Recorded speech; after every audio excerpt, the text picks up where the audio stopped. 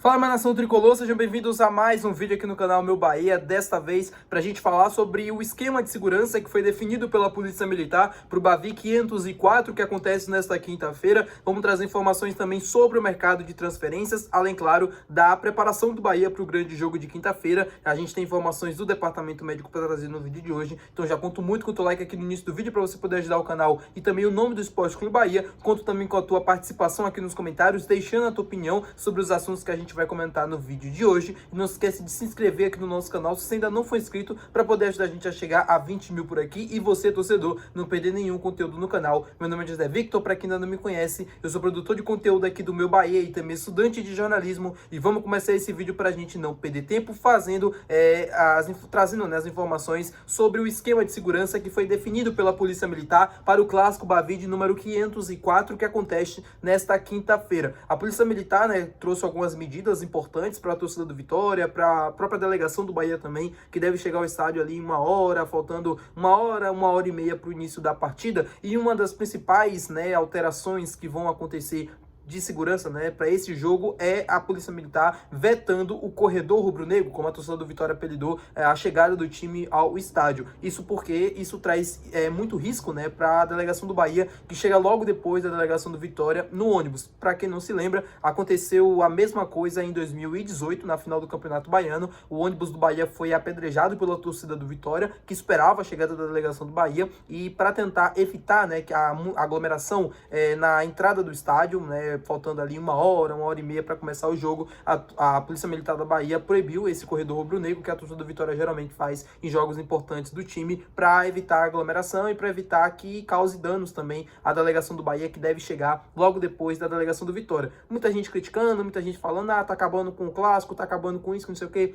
Nessa questão eu concordo com a Polícia Militar, porque assim, quem vai ao Barradão, quem frequenta o Barradão, sabe muito bem do que eu tô falando. Quem é a delegação visitante, no caso do Bahia, é de um extremo risco aquela chegada ao estádio, é de um extremo risco a presença das pessoas ali, e é de um extremo risco também a saída da delegação depois das partidas. É sempre todo mundo junto, é sempre a torcida, fica no meio da pista, então a delegação do clube precisa passar no meio da torcida rival. Acho que isso só acontece aqui na torcida do Vitória, da forma como acontece, porque assim é muito próximo, é muito junto, então acaba criando situações como essa, de arremessos de pedra, de lata e tal. Isso faz com que coloque a vida dos jogadores, da comissão em risco. Então, para mim, a decisão acertada da Polícia Militar, que tenta, nesse quesito, garantir a integridade de quem vai de fato estar lá no estádio do Bahia, que é de fato a comissão, os jogadores e a diretoria.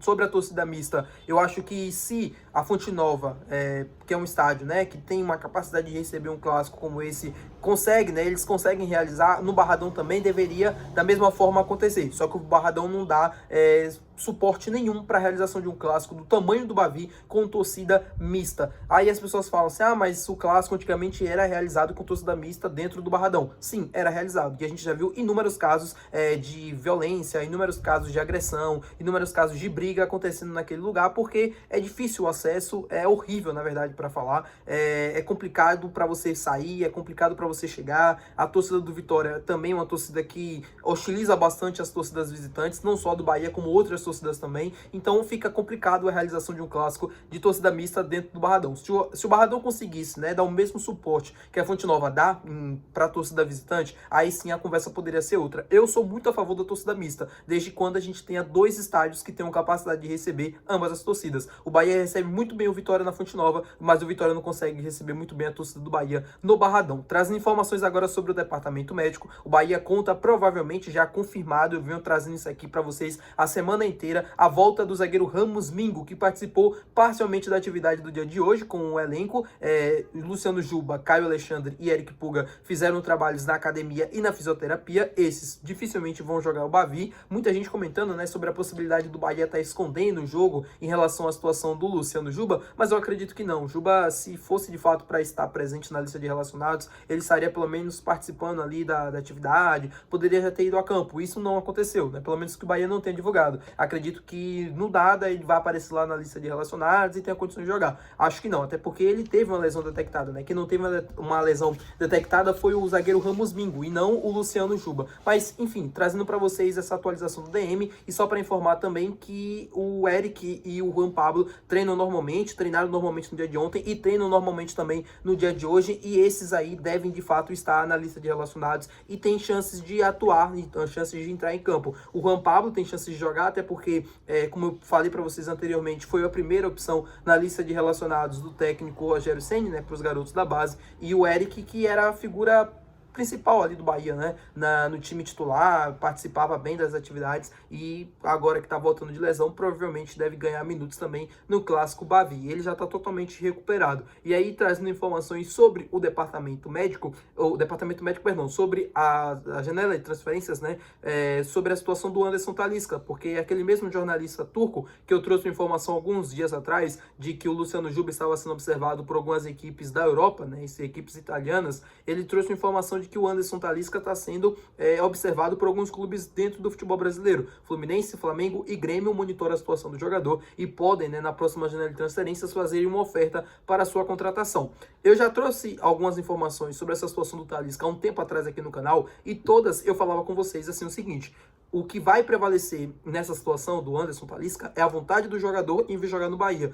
Porque questão financeira é muito difícil de qualquer clube do Brasil contratar ele. Ele ganha na casa dos 10 milhões, 8 milhões mensais. É muito difícil imaginar que algum clube no Brasil queira pagar essa quantia. Porque o Anderson Talisca já tem 32 anos de idade, já é um jogador que já está caminhando para o final da carreira, caminhando para um final ali, para um declínio físico e técnico, e tudo isso vai se somando e fica inviável pagar esse salário a ele. Tanto a questão das transferências também, né? Ele tem contrato com o Fenerbahçe até junho de 2026. Eu imagino que ele queira cumprir o contrato até lá. Se ele não cumprir esse contrato, ele pode assinar um pré-contrato em janeiro. Mas mesmo assim, ele ainda só poderia sair em junho. Eu acho muito difícil algum clube chegar e pagar algum valor ao Fenerbahçe para a liberação dele. A não ser que o Fenerbahçe queira negociar o jogador, entenda que ele já não tenha mais utilidade dentro do elenco e facilite o negócio, né? Seja um valor mais baixo e tal. Isso pode acontecer. Mas, assim, se o Flamengo quiser contratar, vai chegar, vai oferecer alguma coisa ao Fenerbahçe. Se o Fenerbahçe aceitar, vai depender muito do Anderson Talisca.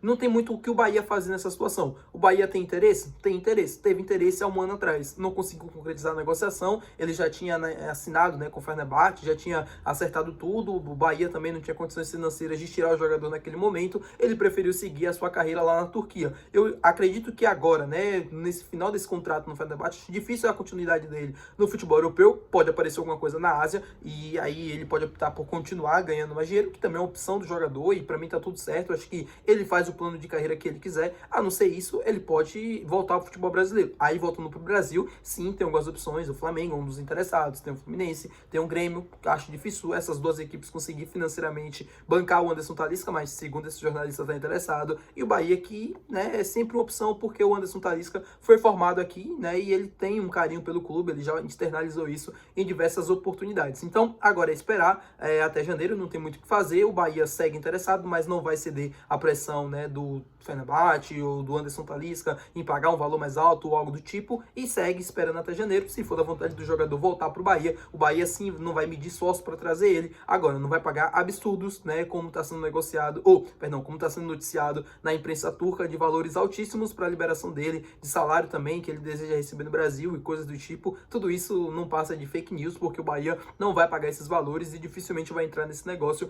Como eu falei para vocês, dificilmente Fluminense e Grêmio também vão fazer essas loucuras, até porque não tem condições financeiras, né? Fluminense até tem, por conta do Mundial e tal, aumentou um pouco o arrecadamento, provavelmente deve fechar no verde, né, nessa temporada, mas é muito difícil imaginar que vai conseguir manter o salário do Anderson Talisca pro ano que vem. Nenhuma equipe do Brasil tem condições, nesse momento, de pagar o que ele recebe lá no Fenerbahçe. Até o Flamengo, né, e o Palmeiras teriam dificuldades para manter isso, quanto mais imaginar Fluminense, Grêmio bancando esse tipo de coisa. O Bahia tem condições financeiras de fazer esse movimento, porém depende muito daquilo que o clube esteja disposto, né, a fazer na próxima janela de transferência. Se achar que vale a pena, aí já é uma outra situação, né? Não o que ele ganha, mas chegar perto disso. A mesma coisa do Flamengo. Ninguém vai pagar o que realmente ele recebe, que é mais ou menos entre 8 a 10 milhões de reais mensais. Provavelmente deve ser um valor abaixo do que isso, né? 5, 6 milhões, aí sim já existe conversa para o Flamengo. Acho que para o Bahia, na casa dos 4, na casa dos 5 chorando, mas na casa dos 4 milhões é o que o clube tem disposto, né, a oferecer para pagar o salário do atleta. Tá bom, meu povo? Espero que vocês tenham gostado do vídeo de hoje. Se você gostou, não esquece de deixar o teu gostei, que é muito importante. Não esquece de se inscrever aqui no nosso canal. E até o próximo vídeo. Valeu, tchau!